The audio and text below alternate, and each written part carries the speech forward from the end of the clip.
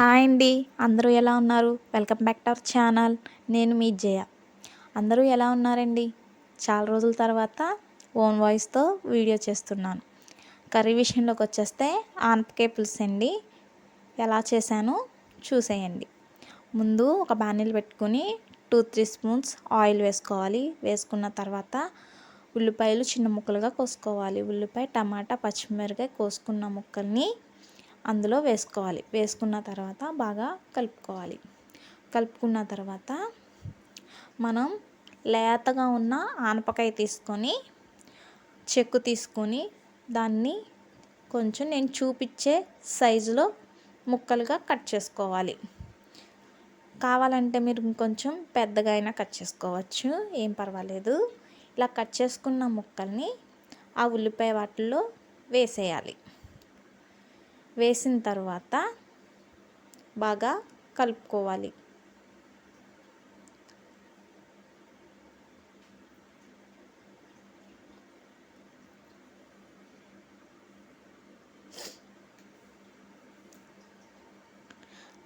అలా కలుపుకున్న ముక్కలు బాగా దగ్గరగా అయ్యే వరకు ఉంచాలి.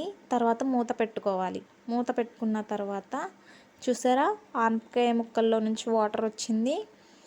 ఆ ముక్కలన్నీ బాగా దగ్గరగా కొంచెం ఉడికిన తర్వాత ఇందులో పసుపు, కారం, ఉప్పు వేసుకోవాలి. వేసుకున్న తర్వాత బాగా కలుపుకోవాలి. కలుపుకొని మూత పెట్టి ఉడికించుకోవాలి.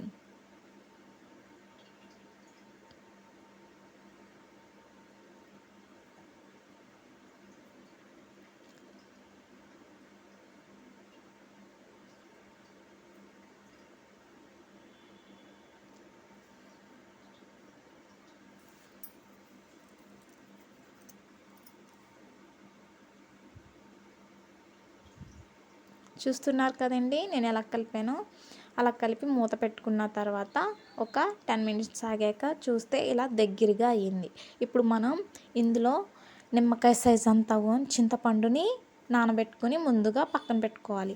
ఆ నానబెట్టుకున్న చింతపండు గుజ్జు రసాన్ని అందులో పోసుకోవాలి. వేసుకున్న తర్వాత గరిటెతో అటు ఇటు తిప్పుకొని మూత పెట్టుకోవాలి.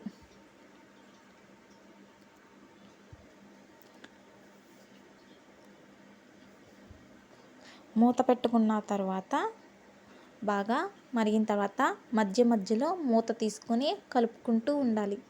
కూర ఆల్మోస్ట్ అయిపోవచ్చిందండి. చూసారు కదా, పులుసు కదండి మనం వండుకునేది, ఆనపకాయ పులుసు కాబట్టి కొంచెం పులుసుగా ఉంచుకోవాలి. ఇప్పుడు పక్కన స్టవ్ ఆన్ చేసి ఒక చిన్న మూకిడి పెట్టుకొని తాలింపు పోపు పెట్టుకోవాలండి. ఇప్పుడు ఇందులో నేను 1 స్పూన్ ఆయిల్ వేసుకున్నానండి. ఆయిల్ వేసుకున్న తర్వాత ఇందులో వేయాల్సినవి ఆవాలు, పచ్చెనగపప్పు, సామినపప్పు, జీలకర్ర వేసుకున్నానండి. ఎండుమిరకాయలు కూడా వేయచ్చు, నేను వేయలేదు, మీ ఇష్టమండి. ఇందులోనే ఒక 3 వెల్లుల్లి రెబ్బలు, కొంచెం కరివేపాకు వేసుకుని కలుపుకోవాలండి. కలుపుకున్న తర్వాత ఈ పక్కన పులుసుని కొంచెం వేసుకొని పోపు పెట్టేసుకోవడమే. చూసారు కదండి ఎంత సింపుల్గా చేసేసాము.